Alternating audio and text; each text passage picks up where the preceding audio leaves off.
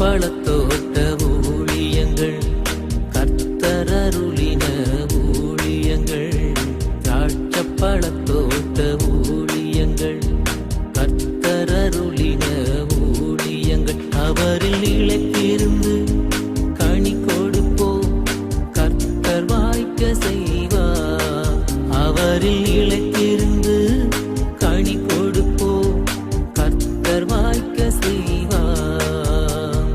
துதி உமக்கே, துதி உமக்கே, துதி உமக்கே என்றுமே என்றும். துதி உமக்கே, துதி உமக்கே, துதி உமக்கே என்றுமே என்றும். துதி உமக்கே என்றுமே என்றும். துதி உமக்கே என்றுமே. என்னாகமம் 11வது அதிகாரம் 31 வசனம் முதல். என்னாகமம் 11:31 வசனம் முதல். அப்பொழுது கர்த்தரிடத்திலிருந்து புறப்பட்ட ஒரு காற்று சமுத்திரத்திலிருந்து காடைகளை அடித்து கொண்டு வந்து பாளையத்திலும் பாளையத்தை சுற்றிலும் இந்த பக்கம் ஒரு நாள் பிரயாணம் மட்டும் அந்த பக்கம் ஒரு நாள் பிரயாணம் மட்டும் தரையின் மேல் 2 முழ உயரம் விழுந்து கிடக்க செய்தது. அப்பொழுது ஜனங்கள் எழும்பி அன்று பகல் முழுவதும் முழுவதும் மறுநாள் முழுவதும் காடைகளை சேர்த்தார்கள். கொஞ்சமாய் சேர்த்தவன் 10 ஓமர் அளவு சேர்த்தான். அவைகளை பாளையத்தை சுற்றிலும் தங்களுக்காக குவித்து வைத்தார்கள். தங்கள் பற்கள் போதும். இந்த இடத்துல ஒரு பெரிய அற்புதத்தை நாம் காண்கின்றோம். இஸ்ரவேல் ஜனங்களுக்கு மோசே தலைவராக இருந்த பொழுது செய்த அதிசயத்தை போல இந்த பூமியிலே ஒரு பொழுதும் நாம் அதிசயங்களை பார்த்ததே கிடையாது. பைபிள்ல எவ்வளவோ அதிசயங்கள் இருக்குது. ஆனா மோசே தலைவராக இருந்த பொழுது ஆண்டவர் எக்கச்சக்கமான அதிசயங்களை செய்து கொண்டே இருக்கின்றார். நாங்கள் அந்த காலத்துல டிவி ஏதாவது யார் வீட்லயாவது இருக்கு போய் பார்த்தோம்னா ரொம்ப அதிசயமா இருக்கும். டிவி என்பது ஒரு கிரகிக்க முடியாத ஒன்றாக அந்த காலத்துல இருந்தது. மொபைல் போன் வாங்கிய பொழுது அது ஒரு பெரிய அதிசயமாக இருந்தது. ஏன்னா அது புதுசாக இருந்தது, அதுக்கு முன்னாடி கேள்விப்பட்டதே இல்லை. ஆனால் இதையெல்லாம் விட எத்தனையோ கோடி மடங்கு அதிக அதிசயங்களே அற்புதங்களே மோசே தலைவராக இருந்த பொழுது ஆண்டவர் இஸ்ரவேல் ஜனங்களுக்கு அங்கே செய்து கொண்டே இருக்கின்றார். அதெல்லாம் நான் லிஸ்ட் அவுட் பண்ணேன்னா டைம் இருக்காது. இன்றைக்கு நாம் இங்கே காண்கிற இந்த அதிசயத்தை பாருங்கள். எல்லோருக்கும் நான் வெஜிடேரியன் சாப்பிட வேண்டும் என்று ஆசை வந்து விட்டது. எப்படியாவது நம்ம நான்வெஜ் சாப்பிடணும், ஏன்னா மண்ணா சாப்பிட்டுட்டே இருக்கிறோம், ஒரு சேஞ்சுக்கு ஒரு நான்வெஜ் சாப்பிடணும். அது ஆசை தவறு அல்லவே அல்ல. அவங்க ஆண்டவர்கிட்ட கேட்குறாங்க. அப்போ ஒரு கேள்விக்குறி வருகிறது. லட்ச லட்ச லட்ச லட்சம் இஸ்ரவேல் ஜனங்கள் இருக்கிறார்களே, இவர்களுக்கு எப்படி இறைச்சியை கொடுக்க முடியும் என்று ஒரு கேள்வி வருகிறது. அதிக மக்கள் இருக்காங்க, அதிக பெரிய தேவை இருக்கிறது, இது எப்படி நடக்கும் எனப்பட்ட ஒரு கேள்வி வருகிற பொழுதுதான் ஆண்டவர் அங்கே தன்னுடைய மகிமையை விளங்க செய்கின்றார். இன்னைக்கு நான் சொன்னேன், இந்த இடத்துக்கு வரும்பொழுது எனக்கு தேவை இருந்தது. எப்படி நான் இந்த மண்டபத்திற்கு நான் காசு கொடுக்க போகிறேன், சாப்பாட்டுக்கு எப்படி காசு கொடுக்க போகிறேன், டிரைவருக்கு எப்படி காசு கொடுக்க போகின்றேன், இந்த ஜென்ரேட்டர் வாடகை எடுத்திருக்கிறதுமே எப்படி நம்ம கொடுக்க போறோங்கிற மாதிரி எனக்கு ஒரு கேள்விக்குறி வந்தது. ஒருவேளை 28 வருடங்களாய் ஊழியம் செய்கிற எனக்கே ஒரு தேவை இந்த நாளுக்கு இருக்கும் என்றால், இதை போலவே இந்த இடத்துல அமர்ந்திருக்கிற எல்லோருக்கும், இல்லாவிட்டால் இந்த சத்தத்தை கேட்கின்ற ஒவ்வொருவருக்கும் வாழ்விலே ஒவ்வொரு விதமான தேவைகள் காத்திருக்கின்றன. அது எப்படி நடக்கும், இவ்வளவு பெரிய தேவை எனக்கு இருக்குதே என்று சொல்லி நாம் எல்லாம் அதை குறித்து கலங்குகின்றோம். அதை குறித்து தான் இந்த நாளிலே ஆண்டவர் நம்மோடு பேசுகிறார் என்பதை உங்களுக்கு நான் ஞாபகப்படுத்தும்படியாக விரும்புகின்றேன். இதுக்கு முன்னூட்டி நம்ம கேட்ட செய்தியில, கவலைப்படுவதனால எவன் தன் வளத்திலே ஒரு முழத்தை கூட்ட முடியும், நாளை தினத்தை குறித்து நீங்கள் கவலைப்பட வேண்டாம் என்றெல்லாம் நம்முடைய ஆண்டவர் கவலைப்படக்கூடாது என்கிற அந்த அவசியத்தை நமக்கு அவர் தெரியப்படுத்தினார். இந்த நாளிலே 2வது செய்தியிலே கர்த்தர் நம்மிடத்திலே எதை குறித்து பேசுகிறார் என்றால், தேவைகள் வருகிற பொழுது நாம் திகைத்து போய் நிற்கின்றோம். இந்த தேவையை நான் எப்படி சந்திக்க போகிறேன் என்று நாம் திகைத்து போய் நிற்கின்றோம். ஒரு தாய், ஒரு தகப்பன், ஒரு சின்ன பையன், துரதிர்ஷ்டவசமாக தகப்பன் அவர் ஒரு விபத்திலே மரித்து போய் விடுகிறார். அப்பொழுது அந்த சகோதரி நிலைகுலைந்து போய் நிற்கின்றார்கள். ஒரே ஒரு ஆறுதலாக அந்த மகனை உயிரையே வைத்து வளர்த்து வருகிறார்கள். இப்படிப்பட்ட நேரத்தில் அந்த மகன் ஒரு நாளிலே போய் வந்து தாய்கிட்ட வந்து கேட்குற, அம்மா எனக்கு சைக்கிள் வேணும் நான் சொல்ற சம்பவம் நடந்து ரொம்ப வருஷத்துக்கு முன்னால. எனக்கு ஒரு சைக்கிள் வேணும். எல்லா ஃப்ரெண்ட்ஸும் சைக்கிளில் வராங்க, எனக்கு சைக்கிள் இல்லை. அப்போ அம்மாவுக்கு வாங்கி கொடுக்க ஆசை, வாங்கி தரேன்னு சொல்றாங்க. அவங்களுக்கு வாங்கி கொடுக்க முடியல. ஒரு நாள் அவங்க சொல்லிட்டாங்க, என்னால் வாங்கி கொடுக்க முடியல அப்படின்னு சொல்லிட்டாங்க. பிரியத்துக்குரியவர்களே, அப்பொழுது அந்த சின்ன பிள்ளை, எனக்கு அப்பாவும் இல்லை, நீங்களும் வாங்கி தர மாட்டேங்கிறீங்க, அப்போ நான் யார்கிட்ட போய் கேட்பேன்னு சொல்லி அந்த பையன் அழுதான. உடனே அந்த அம்மா சொன்னாங்களா, ஏசப்பாட்ட போய் கேள், சர்ச்சில் போய் கேள், அவர் உனக்கு தருவாருன்னு சொல்லி. அந்த சின்ன பையன் 7வது படிக்கிற இந்த பையன் ஆண்டவரை குறித்து ஒன்று அதிகமாய் தெரியாது. ஒரு 7வது படிக்கிற பையனுக்கு எவ்வளவு அறிவு இருந்திருக்கும் கொஞ்சம் யோசித்து பாருங்க. அவனுக்கு ரொம்ப சின்ன அளவு தான் அவனுக்கு ஏசப்பா பற்றி தெரிஞ்சிருக்கும் இல்லையா? ஆனாலும் கூட தாய் சொன்னபடியினாலே அந்த ஆலயத்திற்கு சென்று காலை முழுவதும் அழுது ஆண்டவரே எனக்கு சைக்கிள் வேணும், எனக்கு அப்பா இல்லை, நீங்க தான் எனக்கு அப்பா, சைக்கிள் வாங்கி தாங்க என்று சொல்லி அங்கே சொல்லி அழுகிறான். அழுது வீட்டுக்கு வருகிற பொழுது அங்கே ஒரு நல்ல செய்தி காத்திருக்கிறது. வெளிநாட்டில் இருந்த அந்த பையனுடைய மாமா, அதாவது தாயாருடைய சகோதரன், ஊருக்கு வந்து அந்த சின்ன பையன் ஸ்கூலுக்கு போகிறதுக்காக சைக்கிளோடு கூட வீட்டில் காத்திருந்தாராம். பிரியத்துக்குரியவர்களே, அந்த சின்ன பையனுக்கு சைக்கிள் வேண்டும் என்று சொல்லி ஒரு பேச்சு வந்த பொழுது, ஒரு தேவை வந்த பொழுது, ஆண்டவர் எங்கோ இருந்த மாமன் மூலமாக அந்த சைக்கிளை புதிதாக அவர் கொண்டு வந்தார் என்று சொல்லி நாம் இந்த இடத்துல பார்க்கிறோம். தேவைகள் என்று வருகிற பொழுது அது செல்போனாக இருக்கலாம், இல்லைன்னா சைக்கிளாக இருக்கலாம், இல்லைன்னா அது வேலையாக இருக்கலாம்.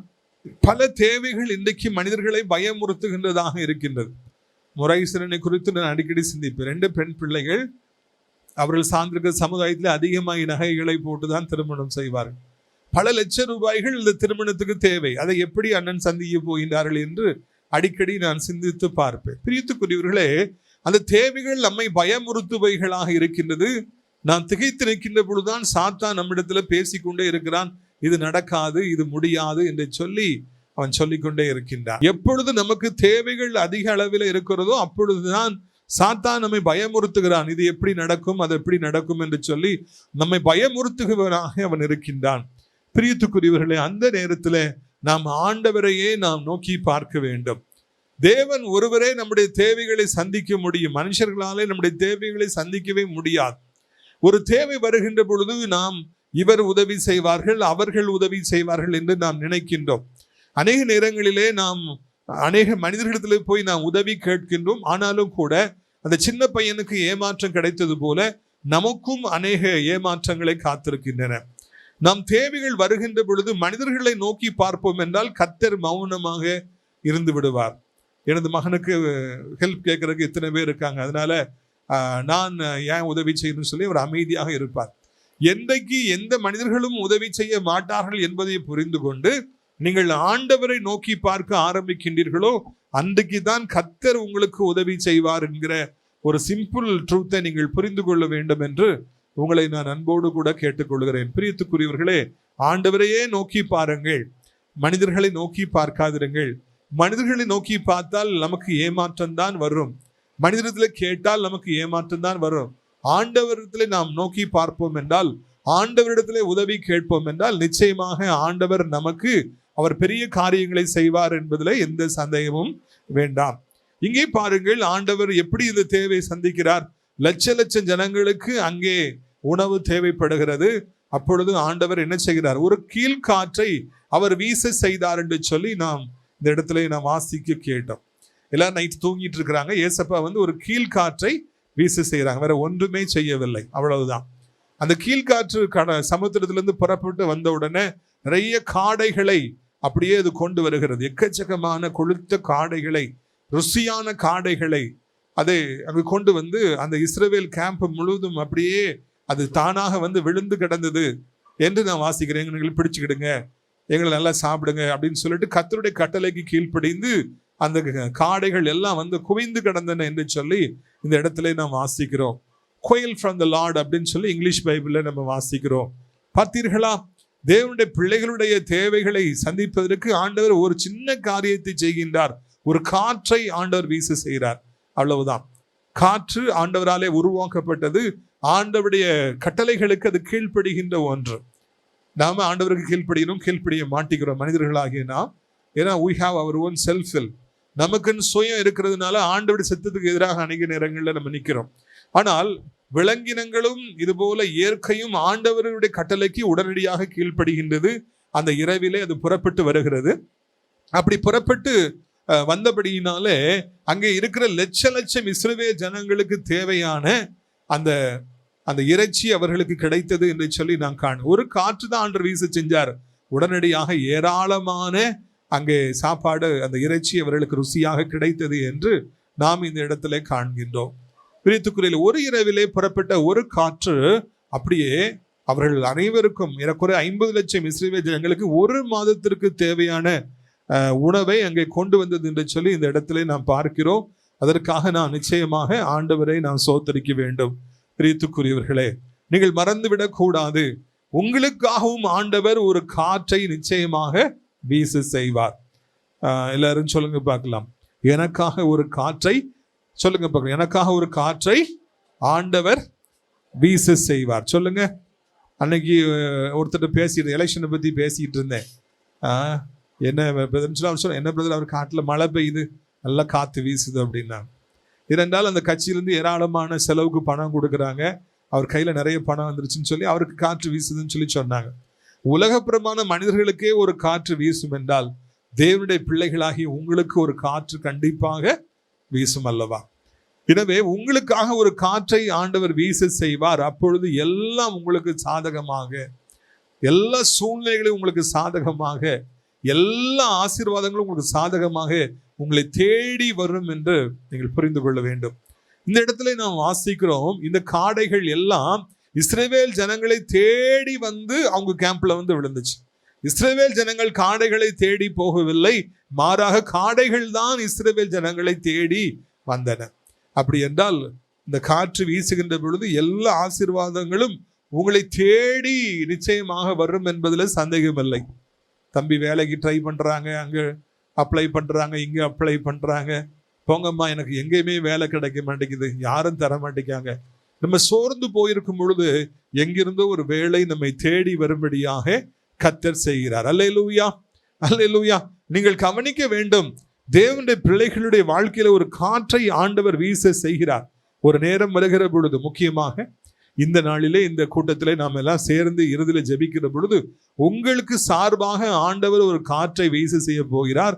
அப்பொழுது அந்த நாளிலிருந்து, இந்த நிமிடத்திலிருந்து ஏராளமான ஆசீர்வாதங்கள் உங்களை தேடி வரும் என்பதை உங்களுக்கு நான் நினைவூட்டும்படியாக விரும்புகிறேன். அல்லேலூயா. எவ்வளவு பேர் வேலையை தேடி தேடி போறாங்க, எவ்வளவு பேர் எவ்வளவோ ஆசீர்வாதங்களை தேடி தேடி போறாங்க. எனது தகப்பனாரெல்லாம் கடைசி காலங்களிலே அவர்கள் நன்மைகளை தேடி, ஆசீர்வாதங்களை தேடி எவ்வளவோ போனாங்க. ஆனா அவங்களுக்கு கிடைக்கல. காரணம் என்ன தெரியுமா? ஆண்டவர் அவர்களோடு கூட இல்லை, ஆண்டவர் அந்த பிரயாசத்தை கனப்படுத்தவில்லை. எனவே அவர்களுக்கு காரியங்கள் வாய்க்கவில்லை. நாம் ஆசீர்வாதங்களை தேடி செல்கிற பொழுது கர்த்தர் நம்மோடு இருப்பார் என்றால் நம்முடைய பிரயாசங்கள் வாய்க்கின்றது. நாம் தேடி செல்கிற காரியங்கள் நம்மை தேடி வருகின்றது. கர்த்தர் நம்மை அளவில்லாமல் ஆசீர்வதிக்கிறார். போதும் போதுங்கிற அளவிற்கு நம்மை ஆசீர்வதிக்கின்றார். பிரியத்துக்குரியவர்களே, ஒரு மனிதனுடைய வாழ்க்கையில அவன் படித்து முடித்து இருக்கிற அந்த காலம் ஒரு முக்கியமான ஒரு காலம். Because it is a transformative period. ஒரு வேலை கிடைக்க வேண்டும் என்கிற ஒரு காலம் வருகிறது, ஒரு சம்பாத்தியம் வேண்டும் என்கிற ஒரு காலம் வருகிறது. அப்பொழுது எங்கே போக வேண்டும் என்று சொல்லி தெரியாதபடி நாம் திகைத்து போய் நிற்கின்றோம். பிரியத்துக்குரியவர்களே, அப்படிப்பட்ட நேரத்தில் எல்லாம் ஆண்டவர் தான் நமக்கு தேவைகளை சந்திக்கிறார். ஆண்டவர் தான் நமக்கு என்ன செய்யணும்னு சொல்லி அவர் தன் திட்டத்தை அவர் நமக்காக செயல்படுத்துகின்றார். நான் எங்கெல்லாமோ என்ன வேலைக்கெல்லாமோ போகணும்னு சொல்லி நினைத்தேன். ஆனால் ஆண்டவர் நான் ஒரு ஆசிரிய பணிக்கு தான் வரணும்னு சொல்லி அவர் சித்தம் கொண்டார். ஏன் தெரியுமா?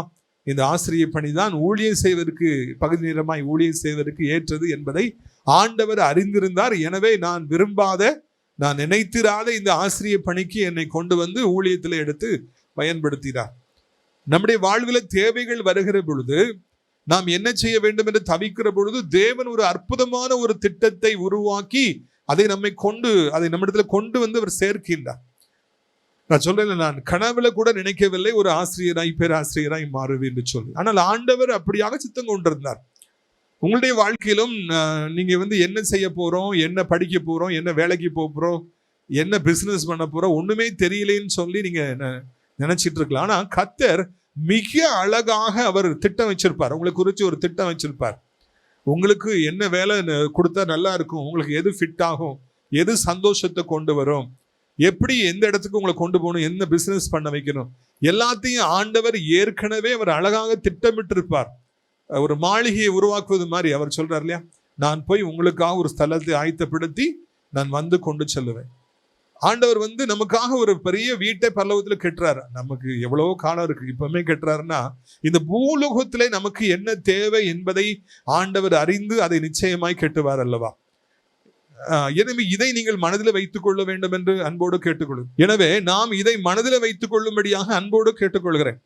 உங்கள் எதிர்காலத்தை குறித்து நீங்கள் கலங்காதிருங்கள். ஐயோ எனக்கு என்ன வேலை கிடைக்கும், எப்படி இந்த கடன் அடைப்பேன், கலங்காதிருங்கள். எப்படி வீட்டை கட்டுவேன், கலங்காதிருங்கள். எப்படி திருமணமாகும், கலங்காதிருங்க. இல்லைன்னா புருஷங்காரன் போயிட்டான், நான் சொன்னபடி புருஷங்காரன் செத்து போயிட்டான், கலங்காதிருங்கள். எந்த உறவுகள் நம்மை விட்டு போனாலும் பரவாயில்லை. பிரியத்துக்குரியவர்களே, மலைகள் விலகினாலும் பர்வதங்கள் நிலை பெயர்ந்தாலும் என் கிருபை உன்னை விட்டு விலகாது, என் சமாதானத்தின் உடன்படிக்கை உன்னை விட்டு நிலை பெயராமல் இருக்கும் என்று உன்மேல் மனதுருகிற கர்த்தராகிய தேவன் சொல்லுகிறார். நம்முடைய வாழ்க்கையில என்ன நிலைமை இருந்தாலும் தேவன் ஒரு அற்புதமான திட்டத்தை ஏற்கனவே நமக்காக உருவாக்கி வைத்திருப்பார். அந்த திட்டத்துக்கு நேராக நம்மை அழகாக அவர் கொண்டு செல்லுவார். நீங்களே அதை பார்ப்பீர்கள். கர்த்தர் எவ்வளவு அழகாக அந்த திட்டத்தை நோக்கி உங்களை கொண்டு செல்கிறார் என்பதை நீங்கள் பார்ப்பீர்கள். அது உங்களுக்கு மிகவும் ஆச்சரியமா இருக்கும். இப்படிலாம் ஆண்டவர் எனக்கு பிளான் வச்சிருந்தாரா, இப்படிலாம் ஒரு நல்ல வேலையை வச்சிருந்தாரா, பிசினஸை வச்சிருந்தாரா என்பது உங்களுக்கு மிகவும் ஆச்சரியமாக இருக்கும், மிகவும் அதிசயமாக இருக்கும் என்பதை உங்களுக்கு நான் நினைவூட்டும்படியாக விரும்புகின்றேன். பிரியத்துக்குரியவர்களே, நீங்கள் கவனிக்க வேண்டும். ஆண்டவர் அங்கே இருந்த அத்தனை ஜனங்களுக்கும் அவர் மன்னாவை கொடுத்தார். ஏறக்குறைய 50 லட்சம் பேர் இருந்தாங்க. எல்லோருக்கும் ஒரு மாசத்துக்கு தேவையான இறைச்சியை ஆண்டவர் கொடுத்தாராம். ஒருத்தருக்கு கூட ஆண்டவர் அந்த தேவையை சந்திக்காம இருக்கவே இல்லை. அல்லேலூயா. அப்படி என்றால் இந்த இடத்துல நீங்கள் எத்தனையோ பேர் நீங்க திரண்டு வந்திருக்கிறீங்க. உங்கள ஒவ்வொருவருடைய தேவையும் கர்த்தர் அறிஞ்சிருக்கிறார். எல்லோருடைய தேவையும் ஆண்டவர் சந்திப்பார். ஒரு சிலருக்கு கவர்மெண்ட் ஜாப்ல இருக்கிற அம்மா அப்பா இருக்கலாம், பென்ஷன் வாங்குற அம்மா அப்பா இருக்கலாம். ஒரு சிலருக்கு அப்படி யாரையுமே இல்லாம இருக்கலாம். சொந்தமா வீடு இருக்கலாம், சொந்தமா வீடு இல்லாம இருக்கலாம். அனுகூலமான ஒரு சூழ்நிலை இருக்கலாம், இல்லைன்னா பாதகமான ஒரு சூழ்நிலை இருக்கலாம்.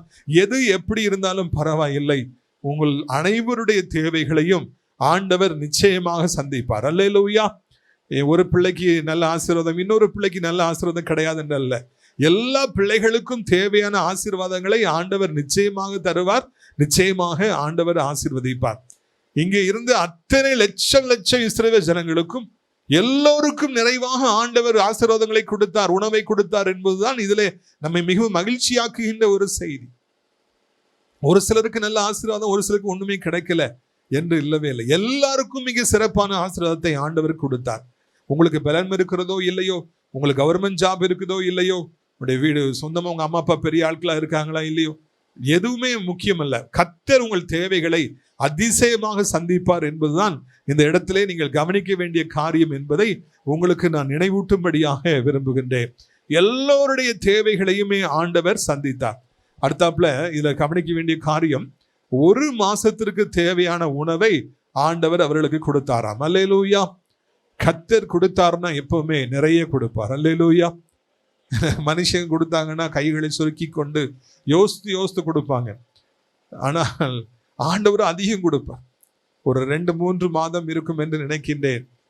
இதை மார்த்தாண்ட கூட்டத்தை முடிச்சுட்டு ஆசாரி பள்ளத்துல ஒரு வீட்டுக்கு போய் ஜெபம் பண்ணிட்டு திரும்பி போகும்பொழுது ஒரு அம்மா கண்டிப்பா வரணும்னு சொல்லியிருந்தாங்க. அவங்க வீட்டில் போய் ஜெபம் பண்ணிட்டு வீட்டுக்கு போகும்போது ரோட்டு ஓரத்துல மீன் வித்துக்கிட்டு இருந்தாங்க.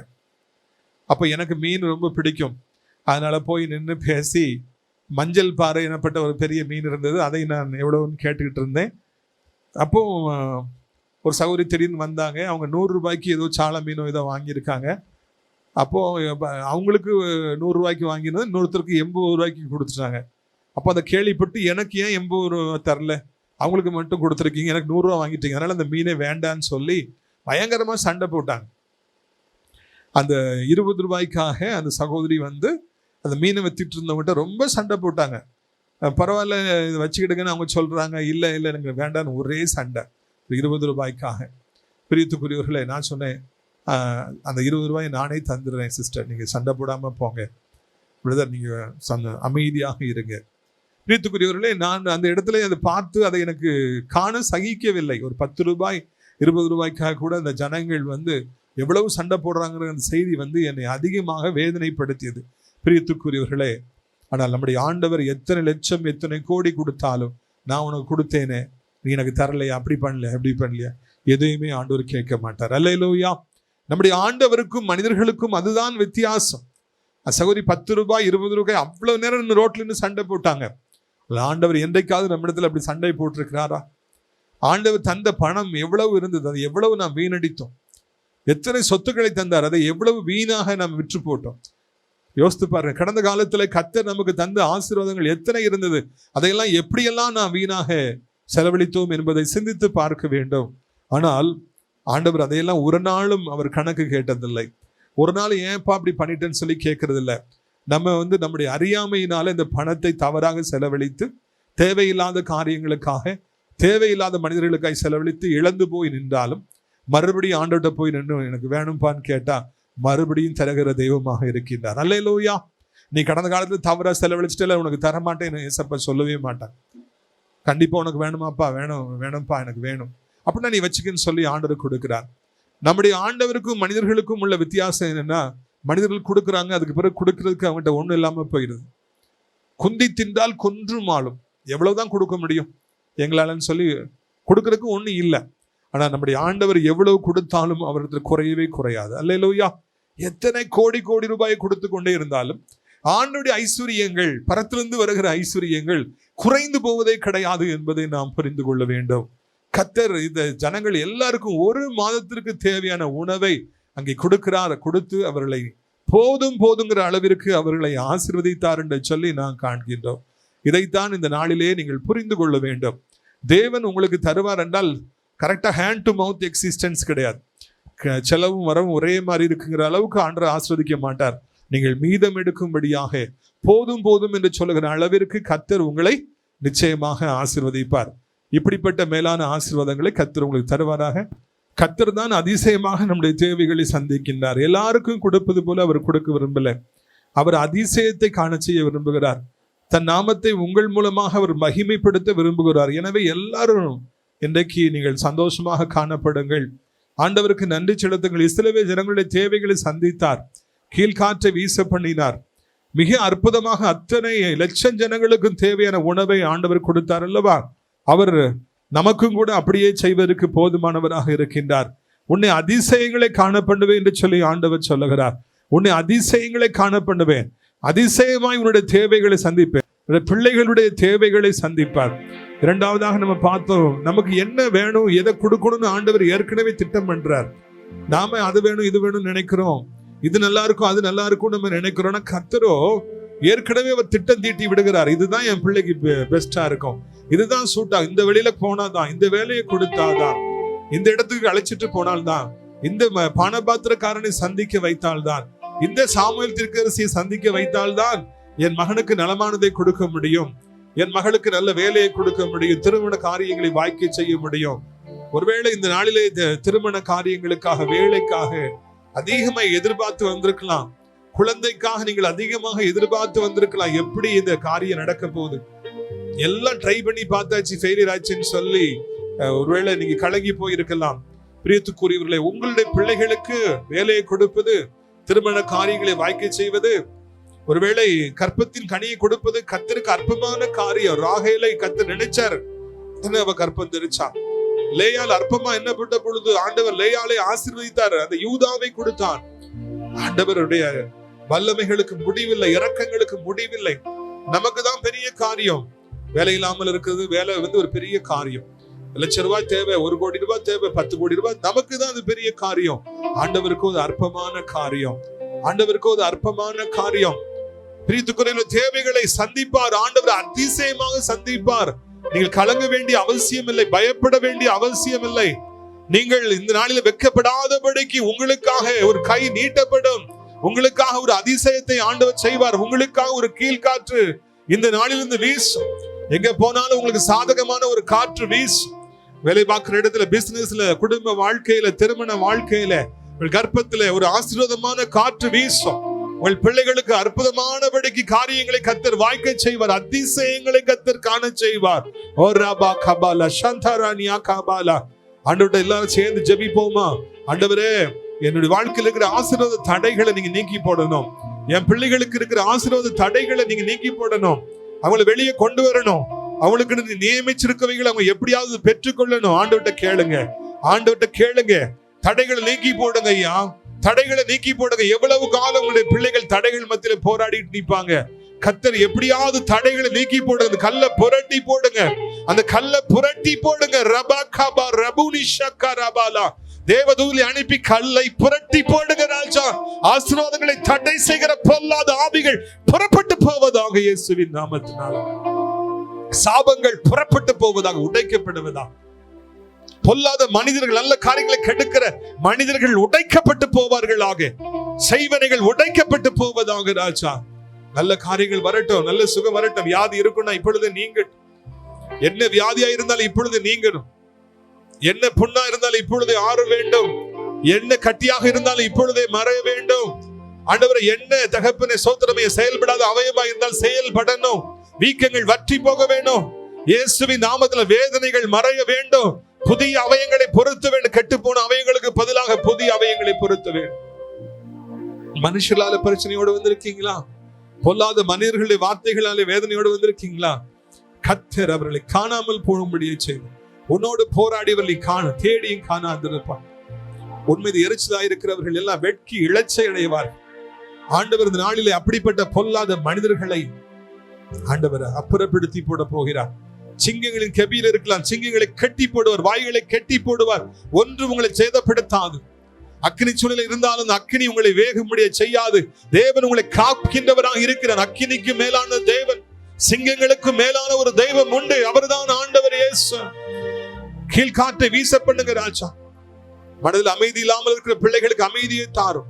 இரவு நித்திரை இல்லாமல் இருக்கிற பிள்ளைகளுக்கு நித்திரையை தாரும். நீண்ட காலமாய் காத்திருக்கிற காத்திரத்துல இன்பமாய் முடிய பண்ணும். இயேசுவின் நாமத்தினாலே ஒவ்வொருவருக்கும் அற்புதம் நடக்கணும். இந்த இடத்துல ஒருவர் கூட வெறுமையாய் போகக்கூடாது. ஒருவர் கூட வெறுமையாய் போகக்கூடாது. ஒருவருடைய வீட்டுக்குள்ள கூட ஆசீர்வாதம் போகாம இருக்கக்கூடாது. எங்கே இருந்தாலும் வீடு எங்கே இருந்தாலும் அங்கே அந்த வீட்டுக்குள்ளாக தேவனுடைய ஆசீர்வாதங்கள் பொங்கி பொங்கி வருவதாக, பொங்கி பொங்கி வருவதாக, பொங்கி பொங்கி வருவதாக, நன்மைகள் வருவதாக, இரக்கங்கள் வருவதாக. என் கர்த்தர் அப்படி செய்வீராக, என் கர்த்தர் அப்படி செய்வீராக, என் கர்த்தர் அப்படியே செய்வீராக. என் ஆண்டவர் அப்படியே மகிமைப்படுவீராக. சின்ன பிள்ளைகளுக்காய் சோத்திரம். இந்த லீவு நாட்கள்ல அதிகமாய் ஜெபிக்க, உம்மை தேட, பைபிள் ரீட் பண்ண, ஆண்டவரை VBS போக, உமக்குள்ளே வளர, ஊழியக்காரிகளை உருமாற்றப்பட, ஊழியக்காரர்களை உருமாற்றப்பட ஜெபிக்கிறோம். ஆண்டவரே, தகப்பனே சோத்திரம். வேலைக்காய் காத்திருக்கிற பிள்ளைகளுக்கு வேலை காரியங்கள்ல ஒரு அற்புதத்தை செய்யும். கடன் பாரங்களை நீக்கி ஏறணும். ஆண்டவர், வர தடைப்பட்டிருக்கிற பிள்ளைகள் அநேகர் உண்டு. வர ஆசை, அதிகமான ஆசை, வர முடியல. கர்த்தர் அந்த தடைகள் நீக்கி அவருக்கு வரும்படியாய் செய்யும். வியாதிப்பட்டிருக்கிற பிள்ளைகள் சுகத்தை தார். நீண்ட காலமாய் காத்திருக்கிறவர்களுக்கு இன்பமாய் அதை முடிய பண்ணுங்க. நெடுங்காலமாய் காத்திருக்கிற பிள்ளை விரும்பியது வரும்படியாய் செய்யுங்க. தொடர்ந்து பந்தி ஆசீர்வதிங்க. கொடுத்த கரங்களை ஆசீர்வதி. எவ்வளவு அற்புதமான ஒரு சாட்சி. கர்த்தர் பணம் கொடுத்தார், அதை ஊழியத்துக்கு நான் கொடுப்பேன், ஒரு பகுதியை கொடுப்பேன்னு வச்சிருக்காங்க. அதை ஆசீர்வதிங்க. பரலோகத்தின் கணக்குகளை புஸ்தகத்துல எழுதி வைத்துக் கொள்ளுங்க. 100 மடங்கு அவர்களுக்கும் பிள்ளைகளுக்கும் தாருங்க. குறைவில்லாத பாத்திரங்களை மாற்றுங்க. ஆண்டவர், ஊழியத்துக்கு உழைத்த கொடுத்த ஒவ்வொரு கரங்களுக்காக நேசிக்கிற, ஜெபிக்கிற, தாங்குற பிள்ளைகளுக்காக ஜெபிக்கிறோம். அனைவரையும் ஆசீர்வதிங்க, மகிமைப்படுங்க. இரட்சகர் இயேசுவின் மூலமே ஜெபிக்கிறோம் நல்ல பிதாவே. என் ஆத்துமாவே கர்த்தரை சோத்திரி, என் முழு உள்ளமே அவருடைய பரிசுத்த நாமத்தை சோத்திரி. என் ஆத்துமாவே கர்த்தரை சோத்திரி, அவர் செய்த சகல உபகாரங்களையும் ஒரு பொழுதும் மறவாதே. ஆமென். கர்த்தராகிய இயேசு கிறிஸ்துவின் கிருபையும் பிதாவாகிய தேவனுடைய அன்பும் பரிசுத்த அந்யோன்ய ஐக்கியமில்லாத பிரசன்னமும் உங்கள் அனைவரோட இன்றைக்கு சில காலங்களிலும் நிறைத்திருப்பதாக. அல்லேலூயா, அல்லேலூயா, அல்லேலூயா. நன்றி பலிகள் செலுத்திய நாங்கள் ஆலயம் கூடி வந்தோம். துதி பலிகள் செலுத்திய நாங்கள் உம்மை போற்ற வந்தோம். நன்றி பலிகள் செலுத்திய நாங்கள் ஆலயம் கூடி வந்தோம். துதி பலிகள் செலுத்திய நாங்கள் உம்மை போற்ற வந்தோம்.